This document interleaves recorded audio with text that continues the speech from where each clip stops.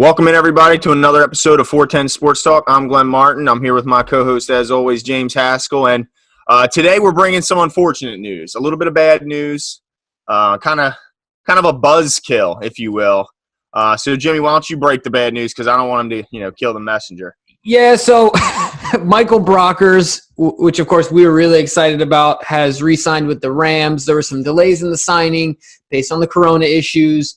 Having trouble getting a physical. They did a physical, and they flagged his ankle, which he had previously injured, as a potential long-term issue. And the Ravens didn't necessarily like it, and they decided that they wanted out of the deal, and he got more money from the Rams. Yeah.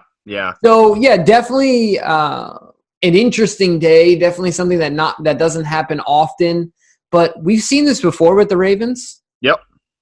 And so I'm not surprised by it. And I know for a fact, while I think some fans are nervous, Eric DeCosta would have not let this slip through his fingers without a plan. Oh, no doubt. So, that's what's going on. I think it does some good things for us, clears up some cap space so we can get a little more flexible, maybe have a little more fun here in the second half of free agency. And also we get the comp pick for Michael Pierce.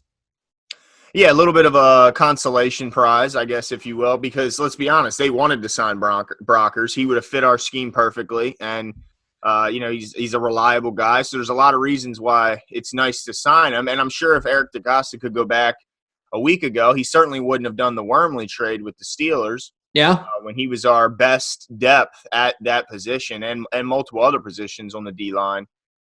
So I'm not going to sugarcoat it and act like this is a good thing that it happened, but as you mentioned, they've done this before. Now, this was an independent doctor, as far as I'm hearing, that flagged this. It wasn't they weren't able to bring him in to see our doctors. It was an independent one. But we saw this a couple years ago with the wide receiver Ryan Grant, who ultimately went to the Colts, and we ended up signing Michael Crabtree. But I think if you remember, we kind of threw a big deal at Ryan Grant, and it actually worked out. That flagged physical, because I don't think there's any way he could have lived up to that deal with us. In hindsight, looking at what he ended up doing, right. But certainly Brockers seemed to have. This one hurts a little more than that one. I think the Ryan Grant one was kind of universally, kind of like when we signed him to that deal. Whereas this one was universally expected to be a great signing and a great match. So. But yeah, I just wanted to give a couple of other available guys out there that maybe the Ravens could look to bring in to fill that position. And of course, the draft is, it's going to change a little bit, maybe their needs. But yeah, I just want to give a couple of veterans out there that are still available.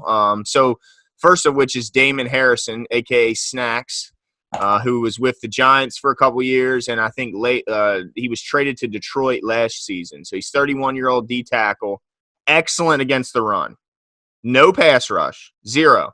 But he's like Michael Pierce. He's like an older Michael Pierce, basically. So if I'm not amused. Who else you got? Okay, all right. But look, let me just say this. Damon Harrison was ranked as the number one run defender, interior defensive lineman for a couple years straight. Yeah.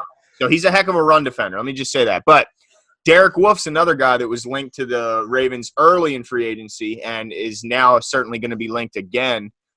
From Denver. He's 30 years old, but he's a heck of a player. He was out there with Von Miller, Malik Jackson before he left to the Jaguars, I believe. On a huge deal. Yeah, on a monster deal. And kind of maybe look like maybe Derek Wolf kind of helped Malik get that, because he certainly didn't look great when he got to Jacksonville, did Malik Jackson. So Derek Wolf's another one. And then lastly is Mike Daniels. Also last seen in Detroit, 31 years old. I think he was with Green Bay for a long time when he was really making his name.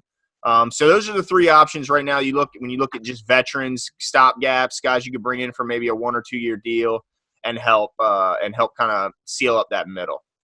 Yeah, I don't know.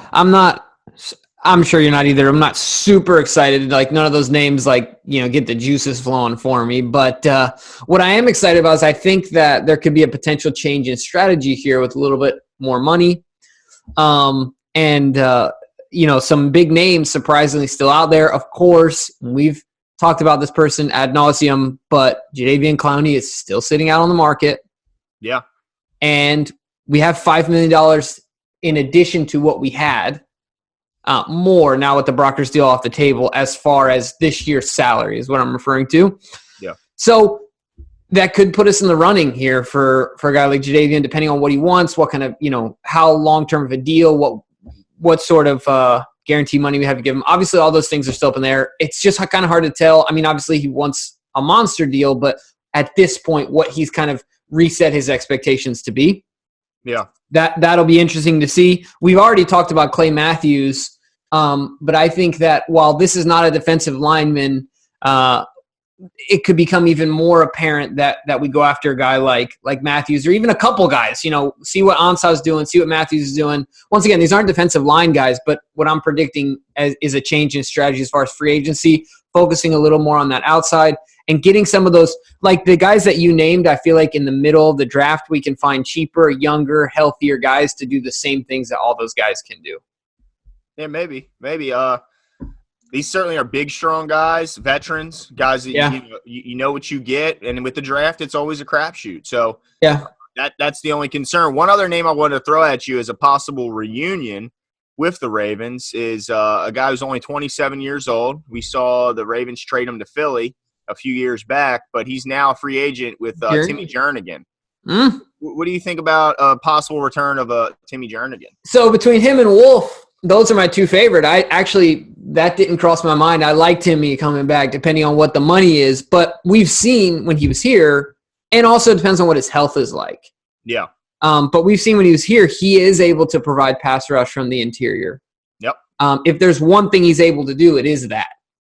Yeah, and they did re-sign Jelly. Yeah, Jelly. To provide some extra help on the interior. To provide some extra jelly on the inside. Yeah, exactly. So, I mean, it's not the cabinet isn't going to be bare by the time the draft comes, because we know that they're going to probably do something to fill that hole before the draft. I'm sure they still have Pecco in their back pocket as far as, depth goes. Yeah, absolutely. If Pecco's still interested in playing, which I think all accounts say he is, that's another guy they could bring in. But yeah, I mean, I think we can certainly anticipate them doing something before the 26th, I believe the draft is, which, by the way, I'm super pumped that it's not been delayed. And however it ends up coming to fruition, if it's no players there, all video, that's fine. As long as I see Mel Kiper Jr. sitting up on that table with who else? What's the younger guy? It's always Kiper and the other Riddick guy. is up there. Yeah, Todd McShay. Yeah, Todd McShay. McShay and Kiper button heads over the next recruit. I want to see them, and that's all I ask for. But anyway, moving on. So, yeah, but there's obviously some options. Everson Griffin's another interesting option. Yeah. He's 32 years old. He doesn't play the exact same position, but I think he could certainly provide some pass rush from the interior and on the outside. And he's a vet. He's a big, strong guy. It's something to think about. Absolutely. Sorry. You all right, dude? What's going on, man? That's what I'm feeling about these names you're throwing out at me. Yeah, it's not great. Not as exciting. Yeah, it's not great because Brockers would have fit us perfectly. Yeah, that's the tough part. But you know what? I'm confident in our ability to find the guy that's going to fit the need and to make up for it in one way or another. But I do think, of the names you mentioned, just to give, a synopsis really quick, I like the Jernigan one. That's the top of my list. I like that name that you brought up. I like the Griffin one as well, actually a little more than Wolf. While he's, a natural outside, he's definitely got the girth and the size to move inside. He's got that versatility. He can go back and forth. So I like those two, but of the three, it would be Jernigan, Griffin, and then Wolf as well. So and before we head out, I just want to point this out that this is also possible with Wink's system being a pretty versatile, interchangeable system.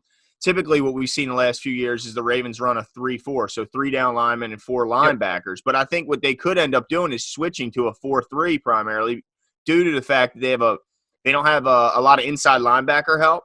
And that would make it easier in that regard to not it's one less inside linebacker, but one more defensive lineman. So if they bring in an Everson Griffin, put his hand in the dirt on the outside, then you have Brandon Williams, Calais Campbell in the middle, and then you got Judon on the opposite side lined up as an end. So it's something to think about. They could move to a 4-3 and get away from the traditional 3-4 we're used to. Ain't nothing wrong with that. I tell you what, man, having those four on the field. Guy. I mean, remember that first Super Bowl? That was a 4-3. You know, that with the big hogs up front, keeping Ray clean on the backside. So, yeah, I like a 4-3, but I'll take whatever Wink comes up with. Yeah. So, guys, we want you to chime in here. Let us know in the comments what we should do now that we've moved off of Brockers, whether we should address it in the draft, whether we should go after one of these free agents that we mentioned, a little bit of both. Give us your opinions. Tell us what you think. Leave us a thumbs up and make sure you subscribe to the channel. If you're getting some value out of it, we really appreciate it. And we will be back soon to let you know what our draft board looks like. That's right. We're doing a mock, ladies and gents. Woo! Talk to you later.